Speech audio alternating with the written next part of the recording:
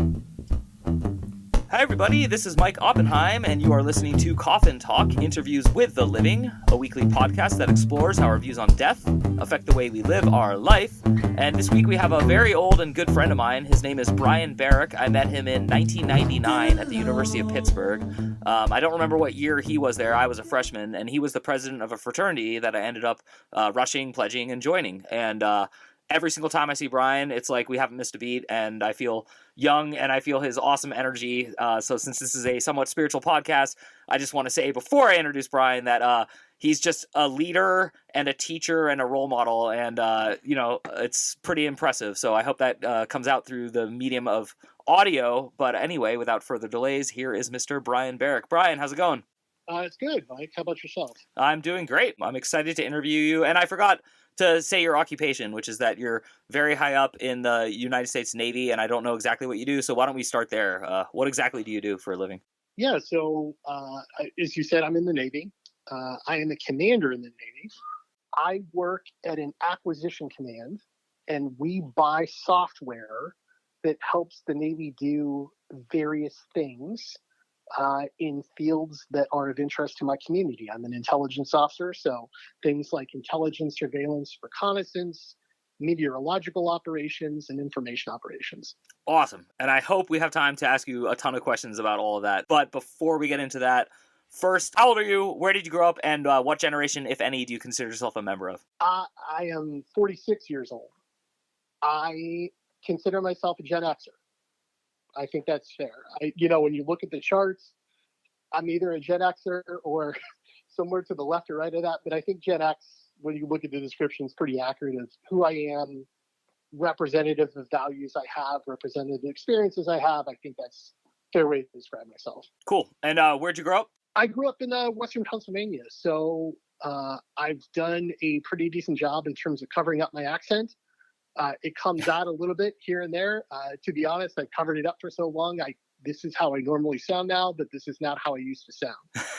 So I've replaced the Pennsylvania twang with a nasally cover-up. So I don't think it was necessarily an upgrade. That's funny. And how long have you been in San Diego? Oh, I've lived in San Diego off and on for the better part of 14 years right now. Wow.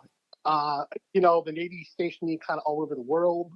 But I've been stationed here in stints where I've been here for 5 years in a row. I think the current run I'm right now on maybe 7 years in a row. So, I've been here for so long, I really consider San Diego home. This is where I lived. This is where I'm going to live when I get out of the military. This is, everything I do is here. My social circle is here. My work circle is here. So this is home to me. That's awesome. That's really cool. And it's funny, too, that I'm from California and met you in Pittsburgh, and you grew up in Western Pennsylvania, right outside Pittsburgh, and now you're in California. But you're in the much better part. I was in the Bay Area, so. Well, certainly the cheaper part. Right? Yeah.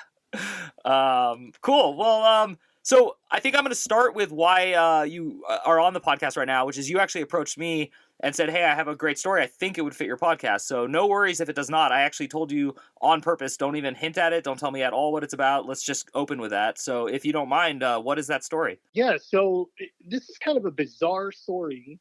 I thought it might be of interest for your podcast. I wanted to tell it. So this requires a little bit of a preamble. So go ahead. Please indulge me for about 5 minutes while I run through this. You absolutely have that right. And you're a great storyteller. So I'm popcorn's in my hand. All right. So for a number of years, I was married. I was married to a lady I met when I first got stationed in California back in 2003. I was stationed here before then, but that's when I first met her.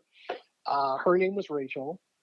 We started talking, then we started dating. Dating led to marriage, and we were married for a number of years, almost a decade and a half.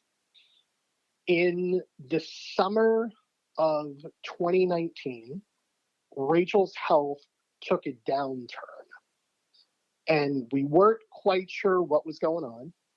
You go through the standard stuff where you go to the doctors, and the doctor's visits lead to operations, and the operations lead to more doctor's visits. And you're kind of in the cycle of a person's in and out of the healthcare system where they are sick, they go to a medical facility diagnoses them with something, they go and get treated, they deal with the treatment, they observe the treatment, and it doesn't work, and you rinse and repeat. Rachel's health deteriorated pretty considerably from that point until when she passed away, which was the 1st of January 2020. And in Rachel's last few weeks alive, her health was in pretty dire straits. Now, a little bit of background on where I was, both mentally and physically, while this was going on. I was assigned to a ship. The ship was on the East Coast. It was originally deployed, and then it was on the East Coast. So we call it in the Navy geobatch, which is where you are physically away from your family, but your home of record is considered the home your family lives in, which is here in San Diego. So I was flying from the Hampton Roads area to San Diego once about every 2 to 3 weeks, and that went on for the better part of 5 months. Wow. The Navy was very supportive of me doing that for obvious reasons, right? They have husbands and wives, they have daughters and sons, they're human beings, they totally understand what's going on. Rachel unfortunately passed away while I was in the process of literally moving out here.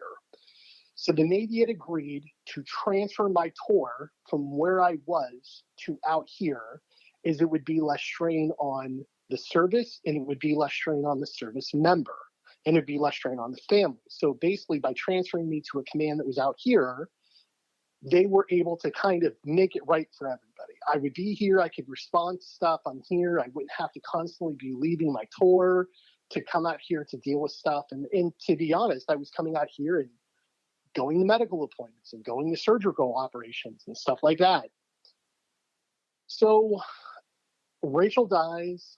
I end up getting in my vehicle, and I drove across America in about 3.5 days, which is actually relatively quick. Yeah. So if anybody's done that drive, it should be a 5 to 7 day drive, and I did it in 3.5. So I would drive till exhaustion, stop and stay in a hotel, sleep for 4 hours, get up, back on the road, drive to exhaustion, sleep, get up, rinse, repeat. Wow. So I come out to my home. My career, for the most part, is in disarray. My life is in complete disarray. Nobody plans on being a widower, right? Nobody. And you certainly don't plan on being a widower at a young age. That's all the preamble. Let me tell you the story I was going to tell you. Yeah. So I come here. At the time, we had 2 dogs, and one of those dogs was Rachel's dog. She was always close with Rachel. She was tied to Rachel. Everything about her was about Rachel. She was with her. And I think when Rachel died, it kind of broke her heart. Mm. Well, that dog started having really violent seizures. I think about a day, maybe a day and a half after I got here, she started having really violent seizures. I take her to the vet. The vet says, you got to put her down. Now, this is literally in a span of a week. I had transferred tours, which more or less was not intended to be, but was the end of my career because I broke a milestone tour that I was in, which to a board does not look good. So you will not get promoted in the Navy when you do that kind of stuff. Okay. So my career is over. I come here. My wife is dead. My life is in disarray. And now one of my 2 dogs, who I was very close with, she now dies. So I'm leaving the vets, and this was probably, I think I had been here maybe, 3 days at this point. And from when I got to San Diego, I literally walked into my home, and let's say that the family members that were here maybe weren't doing the best in terms of looking out for either Rachel or for myself. Uh-huh. There was stuff missing from my home. There were Post-it notes over things in my house. Wow. That people were like, oh, this is mine. People were taking things out of here. There were moving trucks literally outside, moving stuff out of my home. Now, this is while I'm trying to deal with all of this. So to say I was in shock from when I got back to San Diego would be an understatement. Yeah. But you just kind of go into a mode where you just start taking care of things and it doesn't really affect you. Mm. It's not to say that it didn't affect me, but it's like almost like a shark with their blinders. You don't think about it, you just do, right? Totally. So I'm running hard for probably 3 days at this point. Now, this is on top of the drive that I just did across the country. So I think at this point, I'm on day 6 or 7 in this whole thing since she had passed away. I'm operating on maybe 2 to 3 hours of sleep a night. And it's not even really good sleep at that. It's kind of just like exhaustion, wake up, go do more. And then this thing happens with my one dog. This is the story. So that's all the background. This is the story. I mean, it's great. I'm totally hooked. So yeah, thank you. I'm leaving the vet, and I drive out, and I think to myself, wow, this hasn't, like, you're emotionally not affected by this. And it caught me off guard that I had this thought for a second. Mm-hmm. And then I felt a tidal wave of emotion come over me. Like I've never felt in my whole life. It was like every emotion on the spectrum of emotion hit me all at once. And it was intense. It was scary. It was like I had a complete loss of control of my whole body experiencing this thing going on. And as clear as I tell you, I swear, as clear of a thought as I've ever had, I literally said to myself, that's it. I'm going to kill myself. Wow. Just like that, like boom. And it was like a moment of clarity. Like, that's it. This is, your life's over. Do it. As soon as that thought came into my head, as soon as it hit me, read into this whatever you want. Some might say it's your brain playing a trick on you. Some might say it's divine intervention. Some might say it's an angel. Some might say it's a spirit. Whatever you want to read into it. I felt something come up behind me, push on my back, almost like somebody was hugging me, wrap around my body, squeeze me, and then pull away. The second that happened, that thought went out of my head. The emotion of the moment left my body, and I was done. Wow. So I tell that to people. People have a different interpretation of it. Some people assume that is God. Some people assume that's a life force. Some people assume that's my brain. Some people assume it's whatever. Whatever you want to interpret it, that's the story. It's utterly incredible, and I mean, I know what it does to me is I am a person who wants to have faith and believe in divine intervention, as you phrased it, and angels, like both. Just this idea, and I mean, to add it even further, like a more of a Disney brushstroke, it's Rachel. She's hugging you. Like, that's my interpretation. I don't see how anyone could hear it any other way with their heart turned on louder than their skeptical mind, Yes. That was, my read of it was basically the same thing. But it was here and gone.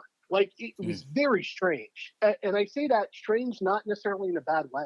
It was strange in the sense that to be honest, it's not that I'm not a believer. I'm a believer of all this stuff. Mm-hmm. But I'm such a pragmatic person when it comes to things that my brain, the first place it goes to is some kind of rational solution to something.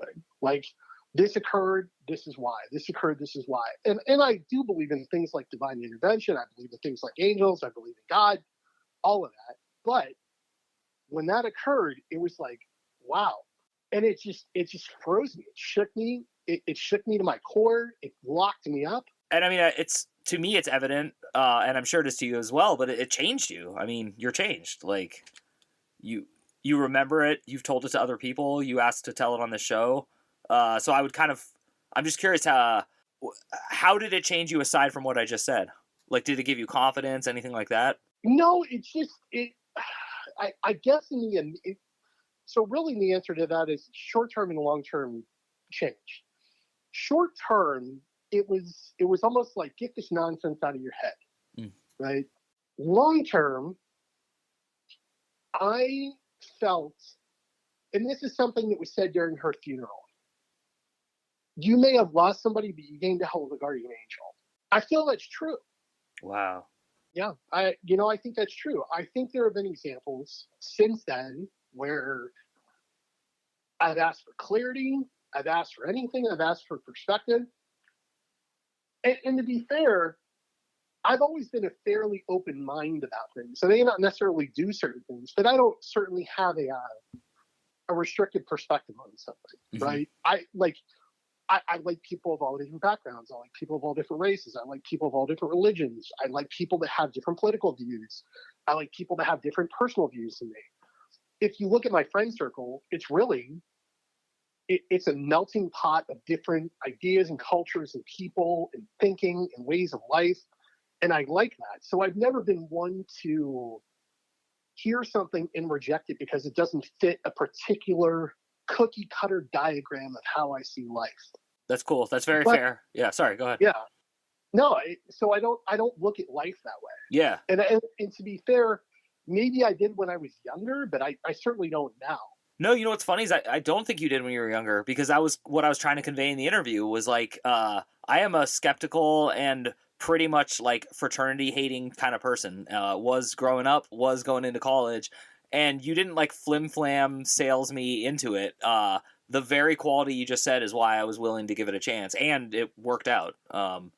You are incredibly like open, and you open relationships and friendships. I've seen you do it more than just in our fraternity, so it's incredible. I want to ask you the pivotal question of the podcast, which is, what do you think happens when you die? And it's so heavily tied into it that I'm really curious. What do you think happens when we die? Well, so this is something I think a lot about, right? Mm-hmm. When you have death like this happen, yeah, death like this, you think about the afterlife. I believe in an afterlife. What that looks like, I don't know. I can tell you two things with fair degree of certainty. Do I believe there's a God? Yes. What that God is, whether it's a Christian God, whether it's an energy, whether it's some kind of life force, who knows?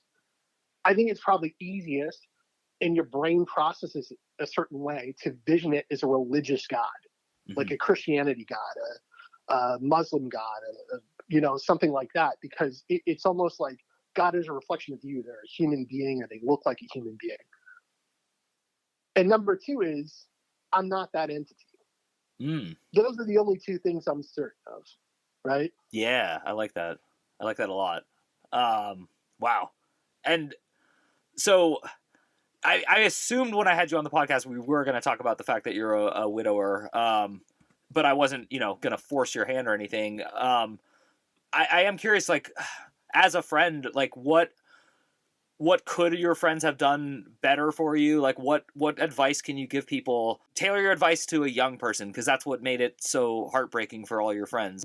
Hey everyone, if you're a fan of the show, please head over to mikeyop.com and click the subscribe button. It's the best way to support us, and it's free. That's MIKEYOPP.com. Thanks. The one thing I would say is, I think when you're young, you look at friends like you almost look at a resource, and you think you need more and more and more and more. And I will tell you that in the circle that I ran with Rachel, the circle was massive, right? Massive.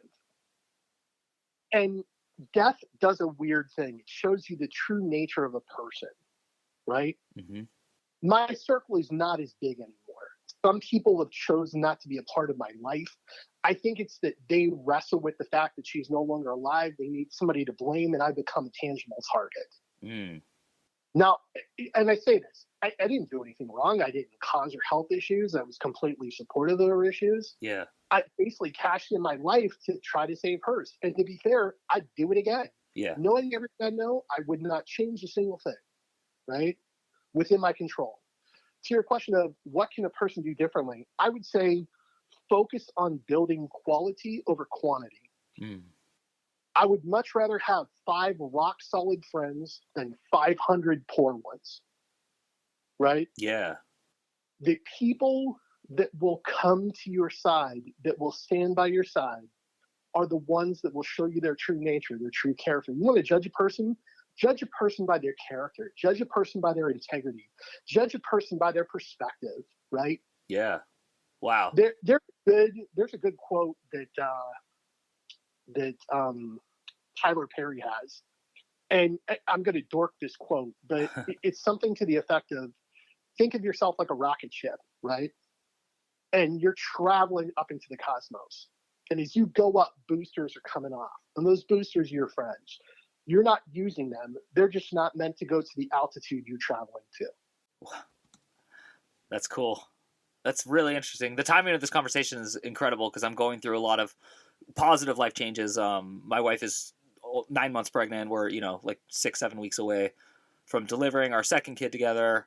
And I'm kind of shifting around things in my career, and I'm just like seeing no friendships are ending, but I'm seeing like avenues of friendships like strengthening in certain areas and then weakening in others. And I'm having trouble letting go of like exactly what we're talking about, which is, like, again, to go back to like how I qualified you in the introduction to you, you're just this person I know that like you're a phone call away, and I know you know that about me as well, which is awesome. That's a great bond to have. And if at any point I needed your assistance or help, I know that you would at least entertain what I was asking. Yeah, well, you look back to our time at Pitt, right?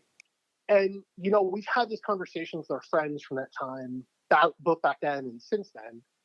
It was magic in a bottle. It was lightning in a bottle. It was the right formula. We were the right people to be around each other. Yeah. But I also believe that the people that are in your life are in there to do something. Somebody's either in your life to help prop you up, teach you something, or shape you to do your next thing. Right? Yeah. And it's not that people are tools or to be used as a tool, but people around you certainly make you better. You are both a product of yourself and your environment, and your environment is strengthened or weakened by the people you surround yourself with. If you surround yourself with negative thinkers, bad people that want to do harm and aren't good, that's going to influence you. It's going to shape you. That energy is going to affect you. If you surround yourself with people that care, are genuine, are good, have good hearts, through or thoughtful, or innovative, or whatever you're looking for, you're going to start to replicate those characteristics and mannerisms. You are.